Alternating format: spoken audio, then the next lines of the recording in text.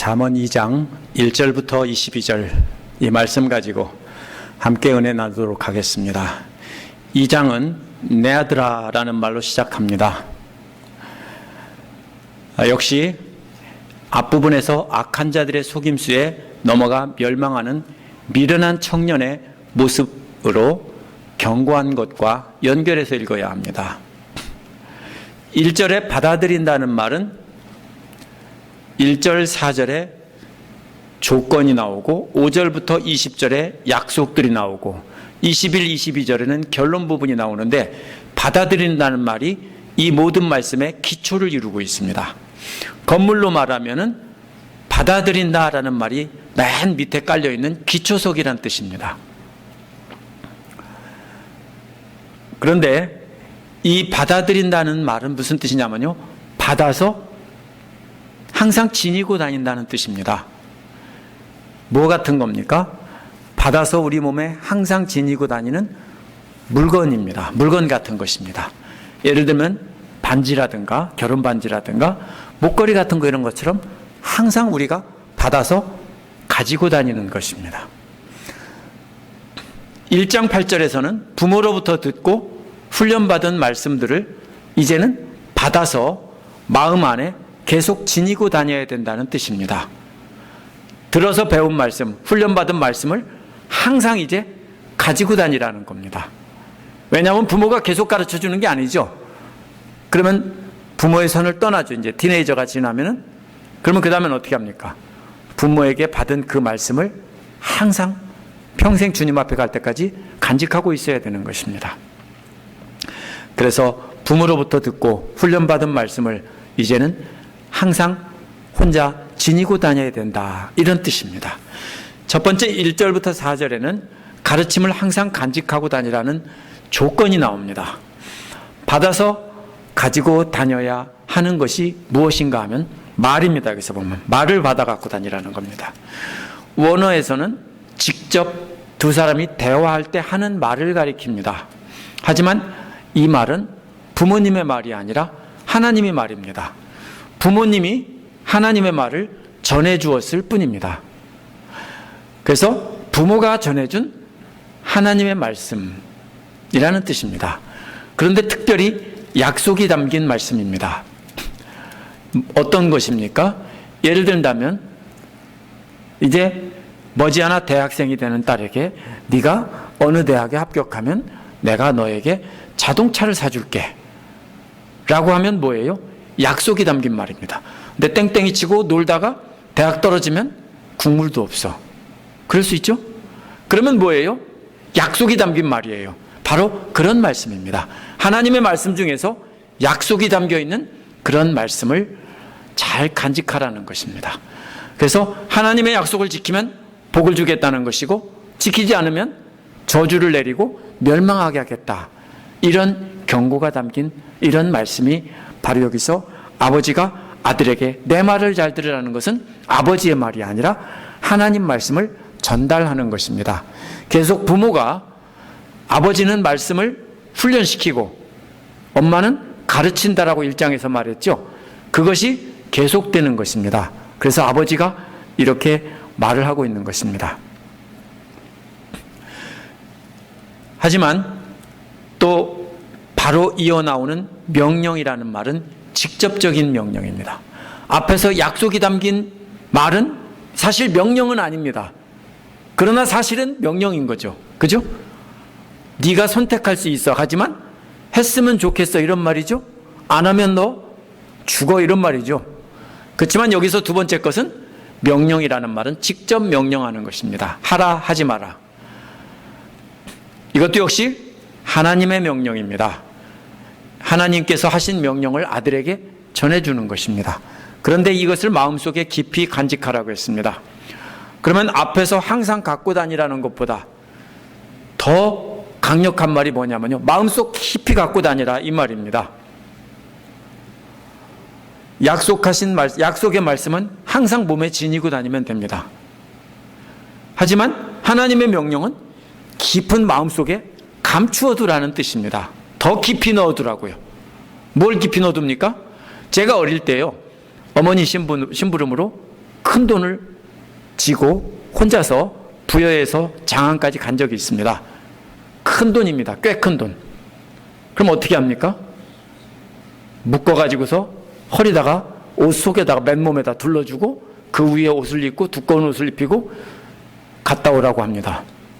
그렇게 해서 제가 혼자서 아주 어릴 때는 아니고요. 초등학교 6학년, 중학교 1학년 때 이런 때 그렇게 다닌 적이 있습니다. 그러면 어떻게 합니까? 주머니에다 넣고 그냥 가끔 꺼내보고 덜렁덜렁 합니까? 절대로 안 그러죠. 옷 속에 가장 깊은 속에다가 다 거리다 두르고서 옷을 두껍게 입고 가죠. 그런 것처럼 우리 속에 깊이 간직하라는 것이 바로 명령입니다.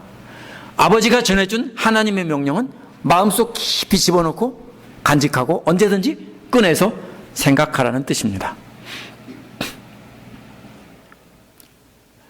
2절은 지혜에 귀를 기울이고 라고 했습니다. 이것은 1절에서 받은 말씀입니다. 받았고 속에다 깊이 간직한 그 말씀들에 귀를 기울이라는 것입니다. 말씀에 또 명철에 마음을 두어라 한 말은 마음 깊이 숨겨둔 하나님의 명령을 근거로 지혜를 분간하고 이해하고 행동하라는 것입니다. 마음속 깊이 하나님의 명령을 가지고서 분간하라는 겁니다. 이게 옳은가? 해야 되나? 하지 말아야 되나? 이렇게 재보라는 겁니다. 그런데 내 마음에 두어라 라는 말은요, 텐트를 칠 때도 쓰는 말입니다. 납작한 텐트를 어떻게 하면 커집니까? 기둥을 세우고 줄을 당기고 하면은 공간이 넓어지고 그 안에 들어갈 수 있겠죠? 마찬가지입니다. 마음의 공간을 텐트를 치듯 넓히라는 겁니다. 그래서 어떻게 하라고요? 명철이 그 중심에 자리 잡을 수 있도록 넓히라는 것입니다. 3절은 슬기를 외쳐 부르고 명철을 얻으려고 소리를 높인다면 이라고 했습니다. 3절에서 소리를 높여 찾는 모습입니다. 4절은 은을 찾는 것처럼 부지런히 찾는다면 이랬습니다. 이것은 여기서 찾는다는 말은 분명히 여기다 두었는데 이런 겁니다. 그래서 찾는 겁니다. 그래서 거기에 있다는 걸 알고 부지런히 찾는 걸 말합니다. 제가 분명히 안경을 우리 집안에 두었는데 하고 막 찾아다닙니다. 어떤 때는 교회 올 때까지도 못 찾아서 옛날 안경 끼고 올 때도 있습니다. 그런 게 바로 찾는다는 말입니다. 여기에 틀림없이 두었는데 하면서 찾습니다. 은을 찾는 것처럼. 또 보화를 찾는다는 말은 이건 어디 있는지 모른다는 말입니다. 보물찾기. 어디 있는지 모른다고요. 모르는데 찾아다닌다는 말입니다. 그럼 어떻게 됩니까? 3절은 소리로 찾는 겁니다. 어떻게 찾아요? 어디 있냐고 외쳐 부르면서 알려달라고 찾는 겁니다. 3절은 소리로 찾는 겁니다. 저도 어떻게 해요? 내 안경 어디 있어? 라고 제 아내한테 소리 질러요. 내가 당신의 안경을 찾는 자니까. 그러면 제 아내가 그러겠죠. 이렇게 하면서 소리로 찾을 수 있고 그 다음에 내가 찾아다니면서 눈으로 찾을 수 있죠. 이 두 가지가 3절은 소리로 찾는 것이고 4절은 눈으로 찾는 것입니다. 그래서 하나님의 지혜와 명철을 잘 마음속에 간직해 두기 위해서 그게 어디 있냐고 찾으러 다니고 부르러 다니고 부르짖고 찾고 하는 모습이 3절과 4절입니다. 이게 조건입니다. 이렇게 찾는다면 이런 말입니다. 이렇게 하나님의 지혜와 명철 또 뭡니까? 말과 명령 이것들을 부지런히 이렇게 찾아다니면서 그래서 마음속에 간직하려고 찾아다닌다면 이런 조건입니다. 그러면은 이렇게 될 것이다 라는 말이 5절부터 20절에 나와 있습니다. 말씀을 간직한 말씀과 그 명령을 간직한 데에 대한 약속이 나와 있는 것입니다. 1절에서 4절에 말한 조건이고 5절에서 20절은 약속이라고 했습니다. 먼저 5절에서 8절은 약속을 요약해서 말하고 이유를 말하고 그 뒤에 결과를 말하고 있습니다. 먼저 약속을 요약했는데 이런 겁니다. 5절에는 3, 4절의 조건의 약속의 요약인데요. 3, 4절처럼 달라고 부르고 또 부지런히 찾아다니면서 찾아다닌다면 얻는 것은 뭐냐면 주님을 경외하는 길을 깨달을 것이며 이겁니다. 그렇게 찾아다닌다면 얻는 게 뭡니까? 주님을 경외하는 길을 깨닫는다. 깨닫는다는 말은 분별한다는 말입니다. 3절에서 소리 높여 부르짖은 결과 깨닫게 된 것입니다. 그래서 하나님을 어떻게 경외하는구나, 그걸 알았다고요. 그 다음에 하나님을 아는 지식을 터득할 것이라고 했습니다. 터득한다는 말은 찾아낸다는 말입니다. 앞에서 찾은 것을 드디어 찾아낸다. 4절에서 찾아다닌 결과입니다. 그래서 하나님을 아는 지식을 드디어 찾았다라는 것입니다. 6절에 왜냐하면이라는 말로 시작합니다. 5절에서 하나님 경외하는 법을 부르짖어 깨닫고, 또 하나님의 지식은 찾아내서 발견한 이유입니다. 근데 그 찾아낸 이유가 엉뚱합니다. 뭐라고 했습니까? 여호와께서 지혜를 주셨기 때문이다. 아니, 언제는 찾아다니라고 해놓고 여호와께서 지혜를 주셨기 때문이다. 이게 뭔 말이에요?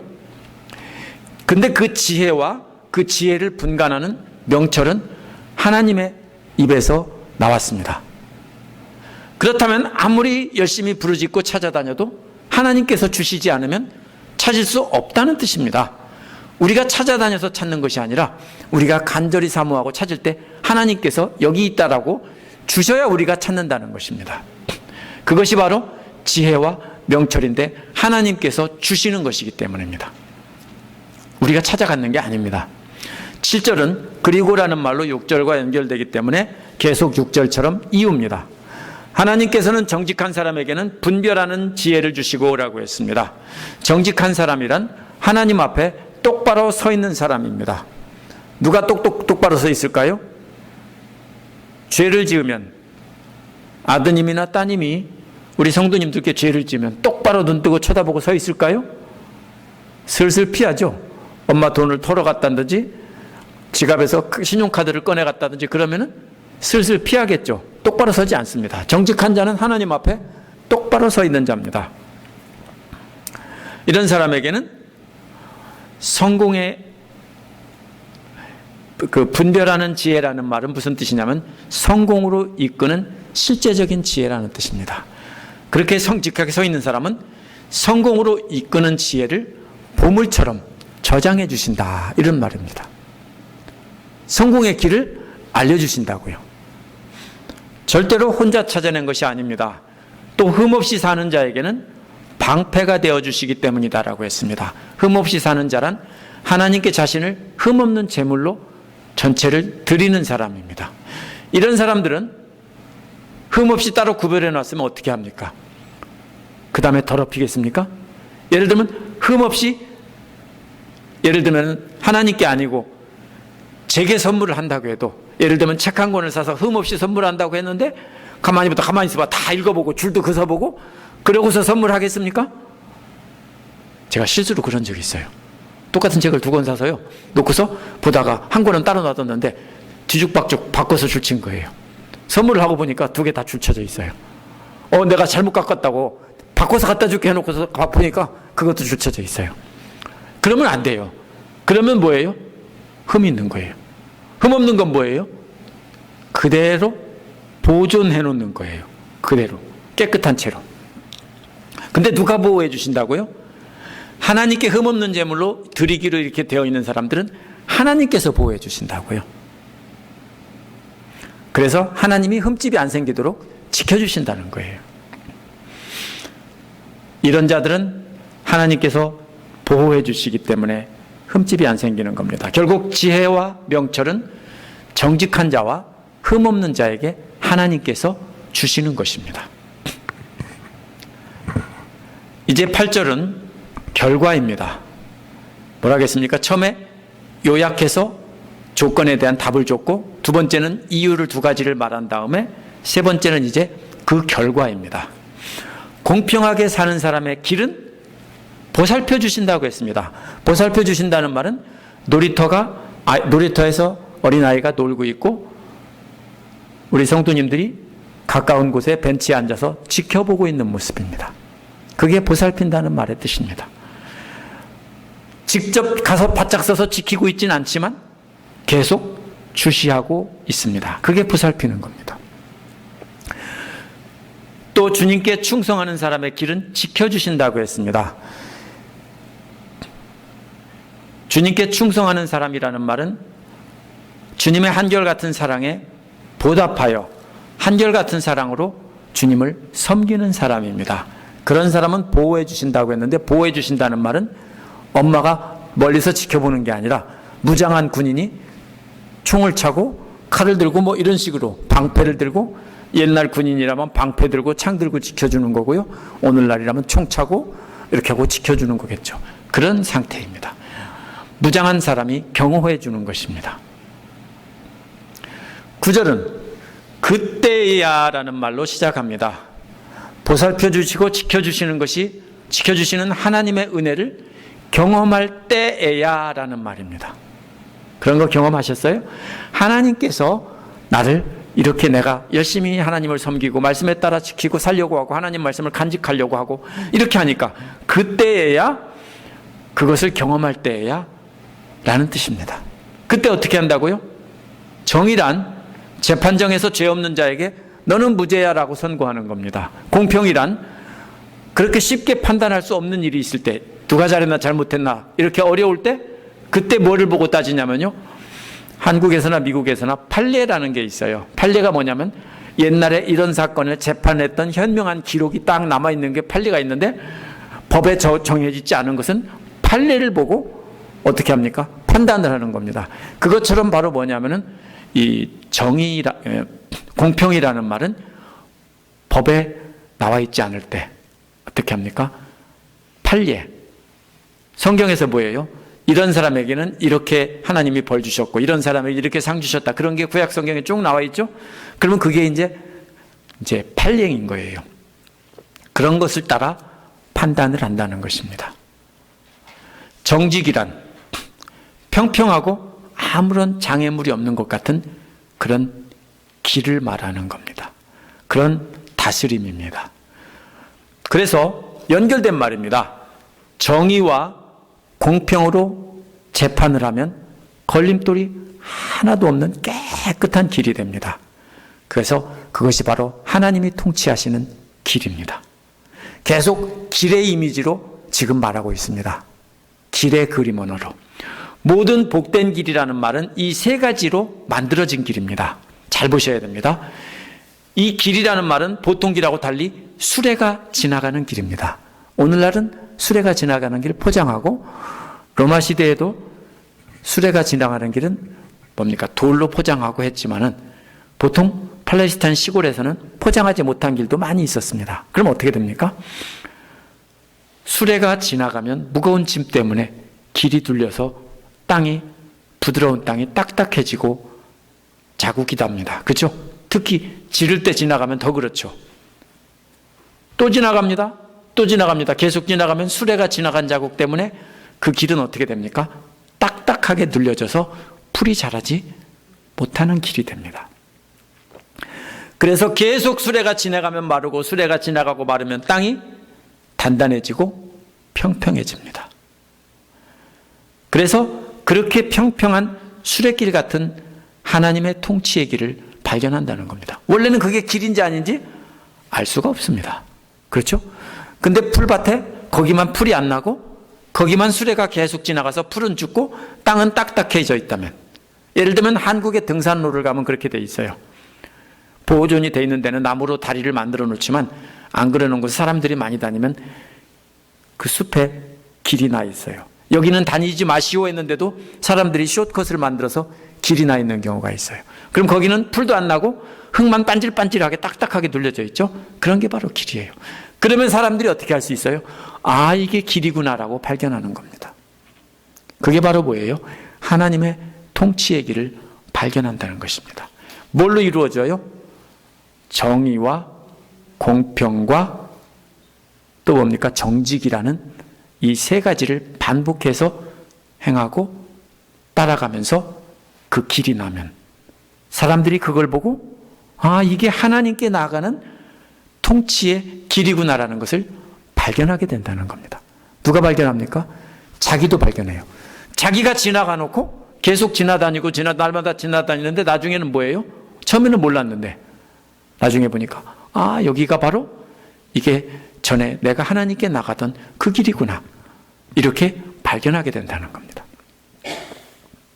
10절은 왜냐하면이라는 말로 시작하기 때문에 하나님의 통치의 길을 분별할 수 있는 이유입니다. 어떻게 해서 그것을 분별합니까? 이유는 부모님을 통해 들은 하나님의 지혜가 내 마음속에 걸어 들어온다라는 것입니다. 하나님의 지혜를 내가 쑤셔 넣었어요? 쑤셔 넣은 게 아니에요. 하나님의 말씀을 배우고 듣고 하다 보면 어느 순간에 하나님의 지혜가 우리 마음속으로 걸어 들어오는 거예요. 왜? 지혜가 뭐예요? 어떤 여자처럼 인격화해서 사람처럼 표현했다고 했죠? 그러니까 지혜가 저절로 내 마음속에 걸어 들어오는 거예요. 또 지식은 뭡니까? 내 영혼을 즐겁게 한다고 했습니다. 지식이란 뭐냐면요, 하나님께서 주신 성숙하게 하는 영적 지식이에요. 집사님들이 전에는 몰라서 내가 성숙하지 못하게 행동을 했는데 이렇게 하나님을 아는 지식을, 영적 지식을 알고 보니까 이게 내가 참 성숙하지 못한 거구나 하고 깨닫고 안 하게 되었다라고 말씀하세요. 그러면 그런 지식을 깨달을 때 어때요? 기뻐요. 그래서 그때마다 어떻게 한다고요? 즐거워한다고요. 그렇게 하나님의 지혜가 걸어 들어오고 영적 지식 때문에 즐거워하기 때문에 이 두 가지로 복된 길을 분별할 수 있다고요. 이게 길이구나, 이게 아니구나.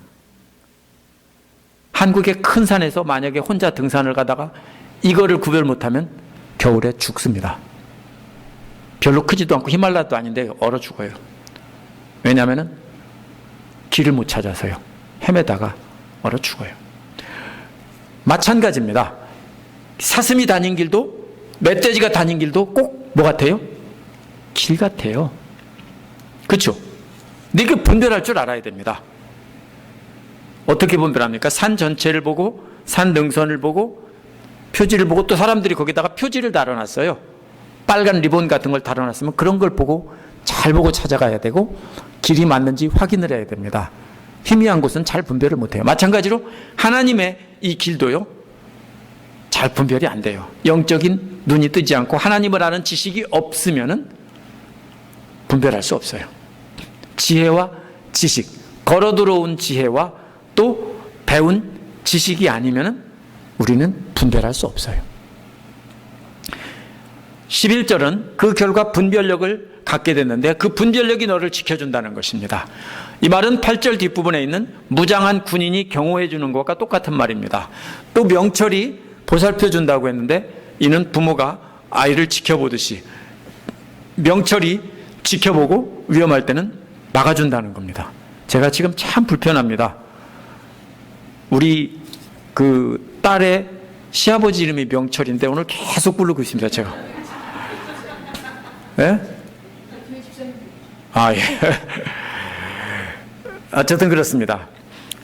이렇게 해서 8절에서 부모처럼 보살펴 주시고 군인처럼 지켜주신다고 했는데 잘 보세요. 11절에서는 지켜주신다는 말이 먼저 나오고 보살펴 주신다는 말이 뒤에 나옵니다. 이렇게 해서 보살펴 주시고 지켜주시고 지켜주시고 보살펴 주시고 이렇게 되어 있는데 그 안에 감싸고 있는 부분이 9절에서 10절입니다. 그 핵심이 뭡니까? 하나님의 통치에 단단하고 평평한 길을 발견한다는 겁니다. 하나님께서 왜 경호해 주시고 또 보호해 주시고 경호해 주시고 또 이렇게 지켜봐 주시고 이렇게 왜 합니까? 그것은 길을 발견하게 하려는 거예요. 근데 여기가 길이야 여기가 길이 이렇게 안 해요. 왜? 스스로 찾아가야 되니까. 어떻게 합니까? 마치 아이가 혼자서 걸음마할 때 뒤따라가면서 아장아장 걸어가는 아이 뒤따라가는 것처럼 그렇게 지켜보고 하나님은 뒤에서 따라다니면서 보호해 주시는 거예요. 그렇기 때문에 그 길은 바로 이 단단하고 평평해진 하나님께 나아가는 그 수레바퀴가 지나간 길 같은 그 길을 발견하는 것입니다. 이 통치의 길은 저절로 발견하는 길이 아닙니다. 정의와 공평과 정직 이 세 가지로 살아갈 때 그 길이 다져져서 생기는 길입니다. 그렇게 하나님 말씀을 따라 우리가 살다 보면 완전히 평평해지고 단단해진 수레길 같은 길을 내가 똑바로 갈 수 있는 것이고, 내가 간 그 길을 내 딸이, 내 아들이 보고, 아, 여기가 엄마가 걸어간 그 하나님께 나가는 길이구나 라는 것을 발견하게 되는 겁니다. 12절에서 13절은 11절에 딸려있는 문장입니다. 12절은 지혜가 악한 사람의 길에서 너를 구하면서 너를 지키고 보살펴 줄 것이라고 하는 것입니다. 여기서 구한다는 말은 확 낚아챈다는 뜻입니다. 뒤따라서 지켜보다가 위험한 일이 닥치거나 이러면 어떻게 합니까? 그냥 어디 빠지게 두거나 아니면 개나 이런 게 물들어 내버려 둡니까? 아장아장 걸어가는데 막 개가 막 달려오면 그냥 놔둡니까? 아니죠. 확 낚아채서 끌어안겠죠. 그렇게 하신다는 겁니다. 하나님께서 보살펴 주시고 이렇게 하시다가 확 구해준다는 겁니다. 그렇다면 이 악한 사람의 길이란, 악한 사람의 길에서 낚아채 주신다고 했는데요, 구해 주신다고 했는데, 그 길이란 겉과 속이 다르게 말하는 사람입니다. 예의 바르고 부드럽고 다정하게 말하지만 사실은 뒤에서는 비방하고 욕하는 사람입니다. 하나님의 지혜가 있으면 뒤에서 불평하는 사람입니다. 앞에서는 웃으면서. 그런 사람들에게 속아 넘어갑니다. 저 사람 참 좋은 사람이야, 그럽니다. 제가 그러는 사람을 많이 봤어요. 우리 교회 온 지 얼마 안 돼서 아, 누구가 참 좋은 사람이라고 이렇게 말할 때가 있습니다. 시간이 지나고 오래 지나도 몰라요. 왜 몰라요? 항상 친절하니까. 근데 언제 알아요? 하나님 말씀을 알면 우리가 분별할 수 있어요. 그런 사람에게 속아 넘어가지 않도록, 그런 사람에게 걸려서 완전히 멸망하지 않도록 확 낚아채 주신다는 겁니다. 계속 길의 이미지, 길의 그림 언어와 그 길을 걸어가는 이 아이의 모습이 계속 나옵니다. 13절은 그 악한 사람이 어떤 사람들인지 다시 설명했습니다. 그들은 바른 길을 버리고 라고 했습니다. 어두운 길로 가는 사람들이다. 원어는 어둠의 길을 가기 위해 바른 길을 버린 사람들이다, 이런 말입니다. 그렇다면 이 사람들은 몰라서 어두운 길을 가고 잘못된 길을 가는 사람들이 아닙니다. 다 알아요. 하나님의 길을 다 배우고 다 알고 통달한 사람들이에요. 그런데도 구부러지고 뒤틀린 어둠의 길을 가기 위해서 바른 길을 버리는 겁니다. 14절 15절도 악한 사람들이, 어떤 사람들이 설명한 말입니다. 이들은 악을 만들어내는 일을 기뻐하는 사람들이다, 이런 말입니다. 예를 들면 로마 시대 이런 것과 같습니다. 원형 경기장이 있습니다. 콜로세움 같은 거죠. 거기에 뭐가 있습니까? 거기에서 계획을 합니다. 아, 오늘 예를 들면 크리스찬 이런 사형수가 있는데 오늘 글라디에이터 검투사와 몇 명 싸움을 시켜봐야 되겠다. 그리고서는 광고를 합니다. 온 시내 사람들에게. 그럼 로마 시민들 다 모이겠죠? 그럼 모여서 앉은 데서 미식축구 보는 것처럼 보고 그 앞에서 뭡니까? 전문적인 훈련을 받은 검투사하고 그냥 아무것도 싸울 줄 모르는 사람에게 칼 하나 쳐주고 싸우라고 하고 싸우는 모습 보고 피 흘리는 모습 보고 웃으며 박수치며 좋아합니다. 그러면 이 악을 만들어낸다고 하는 것은 바로 그런 것을 상상하면 됩니다. 의도적으로 말로 남을 비방하고 이간질해서 서로 싸우게 시키고 옆에서 피 흘리며 싸우는 모습을 구경하는 사람입니다. 그럴 수 있죠? 그런 사람들이 있어요, 진짜로요. 그게 악을 만들어내는 사람들입니다. 또 이들은 한 걸음 더 나가서 악하고 거스르는 일을 정말 즐거워하는 사람들입니다. 근데 이 악하고 거스르는 일은 그거보다 더 나쁜 거예요. 소돔과 고모라에 대해서 하나님이 진노해서 싹 쓸어버린 것과 같은 그런 지독한 악이에요. 최고로 악한 것들을 즐거워한다고요. 그게 뭐예요? 그 대표적인 것이 동성애예요. 하나님이 제일 싫어하는 것. 근데 여기서 진짜로 동성애라는 게 아니라 그렇게 상징적으로 말한 겁니다. 그런 것을 즐거워한다고요. 15절도 역시 그런 사람을 설명합니다. 그들의 길은 구부러져 있다. 이는 똑바른 길의 반대말입니다. 앞에는 하나님께 나아가는 똑바른 길의 반대말입니다. 구부러진 길은 원래 똑바른 길이었다라는 말입니다. 그런데 저들이 비비 꼬고 구부려 놨다 이런 말입니다. 어떻게 길을 구부려 놔요? 원래 길이 똑바로 있어요. 새 길을 만드는 거예요. 그래서 그 길이 더 큰 길처럼 만들어 놓으면 사람들이 가다가 거기가 길인 줄 알고 가는 거예요. 이 악인들은 길을 비비 꼬고 비틀어서 구부러진 길을 만들었어요. 예를 들면 이런 거예요. 하나님이 이혼하지 말고, 이혼하려면 그냥 버리지 말고 이 나쁜 놈들아 이혼 증서라도 써주고 버려라 이랬어요. 모세율법에서. 근데 이혼 증서 써주면 된대? 이 말만 딱 붙잡고 그렇게 가르치는 거예요. 간음하고도 이혼 증서만 써주면 됐어, 오케이. 왜? 또 시집가면 돼. 원래는 어떻게 해야 돼요? 돌에 맞아 죽어야 될 놈이에요. 근데 그거를 교회 지도자라는, 교회가 아니라 유대교 지도자라는 사람들이 그런 일을 행하면서 그렇게 가르쳤어요. 마음에 안 들면 밥만 태워도, 음식만 맛없게 해도 내보낼 수 있다. 이런 식으로 만들어요. 그게 하나님의 말씀이래요. 뭐가 부끄러운 일이 발견되거든. 부끄러운 일이 뭐냐? 그러면 음식 잘못해도, 커피 끓이다가 커피에다가 설탕을 너무 많이 넣어도 이게 뭐야 하고서 집어던지고서는 너 이혼 이럴 수 있다고요. 그런 식으로 가르쳤어요. 그게 바로 뭐예요? 길을 만든 거예요. 구부러진 길을 만든 거예요. 하나님의 말씀을 따라 산다고 하는 사람들이에요, 이 사람들이. 그런데 길을 어디다가 만들어요? 하나님 말씀하고는 상관없는 길을 자기들이 만들어 놓고 그게 길이라고 자기도 가면서 다른 사람들도 그 길로 오라고 시킨다고요. 우리가 성경에 나오는 악인들을 잘 보면요, 우리가 깜짝 놀래요. 세상에 있는 나쁜 사람들이 아니에요. 또 그들의 행실은 비뚤어져 있다고 했습니다. 그들의 행실이란 그들의 길이라는 말입니다. 그런데 그들의 길이란 9절에서 복된 길에서 길과 같은 말입니다. 본래 복된 길은 하나님께 나아가는 길인데, 그런데 이들의 길은 그 복된 길을 살짝 바꿔서 하나님께 나가지 못하도록 만들었다는 뜻입니다.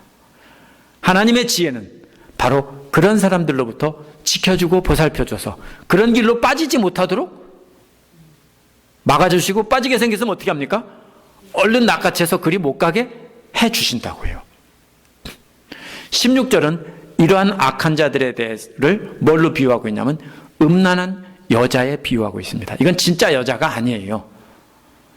음란한 여자란 밖에 있는 여자라는 뜻입니다. 무슨 말입니까? 원래 유대인이었는데 율법을 어기고 어떻게 합니까? 율법을 지키는 공동체에서 쫓겨난 사람이에요. 그런 사람이 바로 밖에 있는 여자라는 뜻이에요. 음란한 여자. 이런 여자들이 살아갈 방법은 아무것도 없어요. 딱 하나밖에 없죠. 몸을 파는 일밖에는 해서 먹고 살 길이 없는 거예요. 그래서 공동체에서 쫓겨난 여자들, 이런 사람들이 음란한 여자들이에요. 그런데 실제로 여자가 아니고 하나님의 지혜를 여성으로 비유한 것과 반대로 악한 자들의 꼬임을 갖다가 음란한 여자라고 이렇게 비유한 것입니다. 이들은 자신들의 가르침이 뭐라고 말합니까? 하나님의 지혜라고 속입니다. 누가 그랬어요? 예수님 당시에 바리새파 사람들, 서기관들, 율법학자들이 그렇게 가르쳤어요.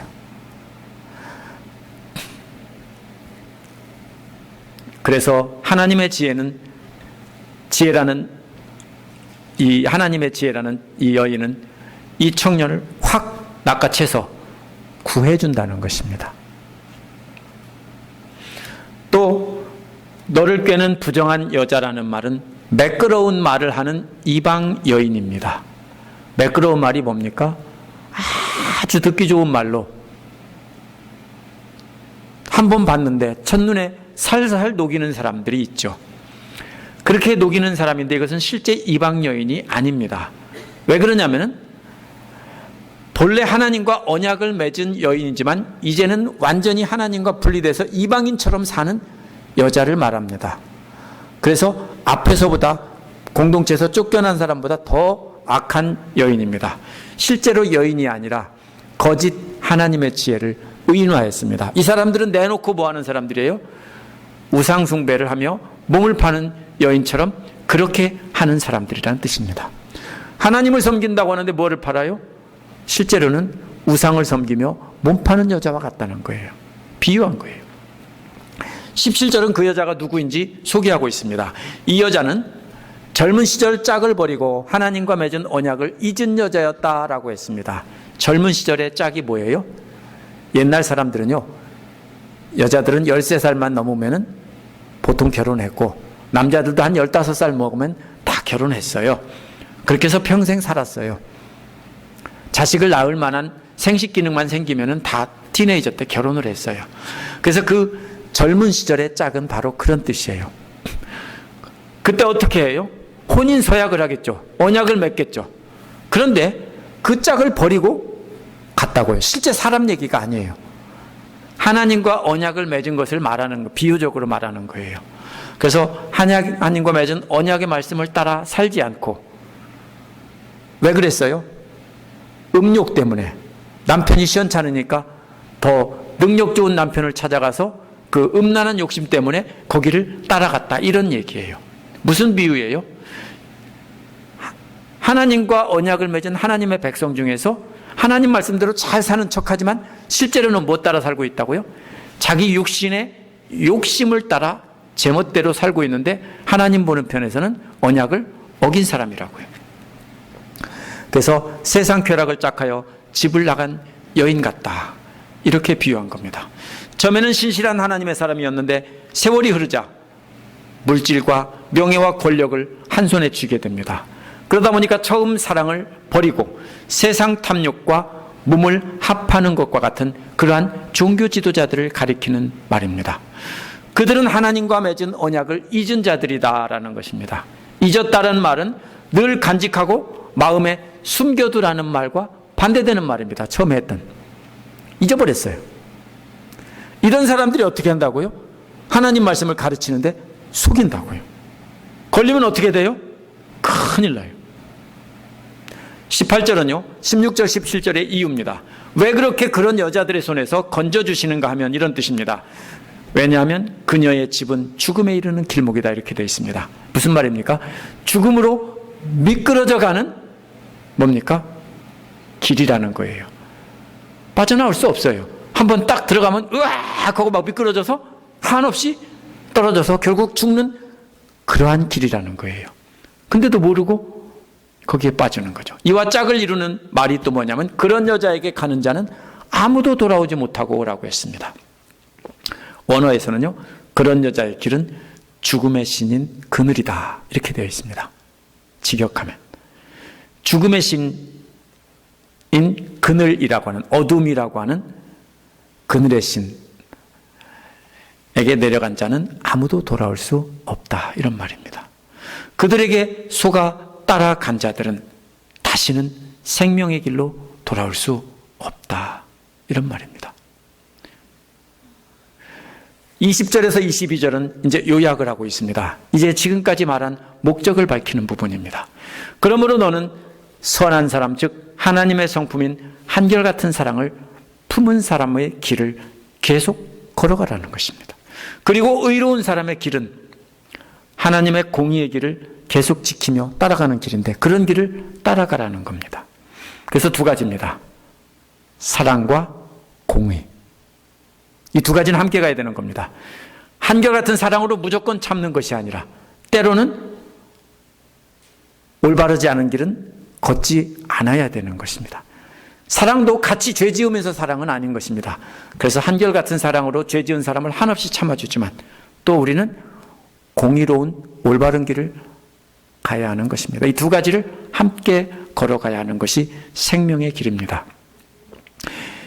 근데 21절에는 왜냐하면 이라는 말로 시작합니다. 세상은 정직한 사람의 살 것이라고 했습니다. 원어는 정직한 사람은 땅에 정착할 것이라는 뜻입니다. 이게 무슨 말이냐면요, 땅에 나무가 심어서 뿌리가 내린다는 뜻입니다. 나무를 심는 그림이에요. 어디 나옵니까? 시편 1편에 나오고 시편에 자주 나오는 겁니다. 물가에 심은 나무처럼 세상은 정직한 사람이, 세상이 아니라 이게 땅이라는 뜻이에요. 땅은 정직한 사람이 뿌리를 내리는 곳이다, 이런 말입니다. 물가에 심기었더라도 잘못된 열매를 맺는 나무나 잡초가 나면 어떻게 하시겠어요? 왜 쓸데없이 거름기만 빨아먹느냐고 뽑아버리지 않겠습니까? 그래서 잡초나 잡목은 다 하나님께서 뽑아버리는 겁니다. 그래서 흠없는 사람이 남을 것이라고 말하고 있습니다. 이게 뭡니까? 악한 자와 거짓된 자들은 다 제거해내신다라는 뜻입니다. 심어놓고도 계속 제거하신다고요. 그게 어디 나와 있어요? 구약 성경에 나와 있어요. 계속 뭡니까? 악한 자들은 뽑아서 제거하죠. 뭡니까? 고라 자손들도 제거하셨고 소돔과 고모라도 제거하셨고 계속하면서 악한 자들은 계속 제거하셨죠. 유다도 이스라엘도 다 제거하셨고 남은 자만 남겨놓으셨잖아요. 그게 뭡니까? 전부 악한 자들은 뽑아버리고 남은 자만 남겨놓는 겁니다. 따라서 오직 이것은 구약 전체에 이르는 남은 자의 신학입니다. 오직 남은 자만이 하나님의 백성이고 혈통의 이스라엘이 하나님의 백성이 절대로 아닙니다. 22절도 나무의 그림이 계속 이어집니다. 물가에 심기운 나무와는 달리 잘라버리고 뿌리채 뽑는 그림입니다. 21절과 대조되는 것입니다. 먼저 악한 사람은 땅에서 끊어지고라는 말은요, 윗부분을 싹 잘라버리는 것입니다. 그러면 그 다음에 뭐라고 합니까? 밑에 뿌리 둥치만 남죠? 그러면은 뭐 어떻게 합니까? 그것은 또 캐내버리겠죠. 크레인이나 이런 걸로. 바로 그런 것입니다. 윗부분에 나온 것은 뭐예요?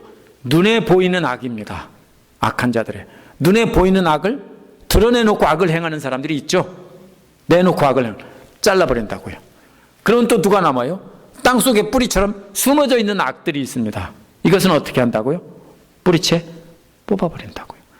그래서 하나님은 위에 있는 보이는 악도 잘라버리고 땅속에 숨겨져 있는 그런 죄도 거룩한 척하면서 거룩하지 않은 그런 자들도 뽑아버려서 그 땅에는 절대로 발붙이지 못하게 하신다라는 것입니다.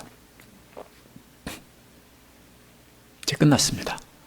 이 전체의 그림은 길에 대한 그림에서 마지막에는 이제 끝부분의 결론에서는 땅에다 심는 그림으로 이야기하고 있습니다. 물가에 심기운 나무, 그것이 복 있는 자의 삶이에요.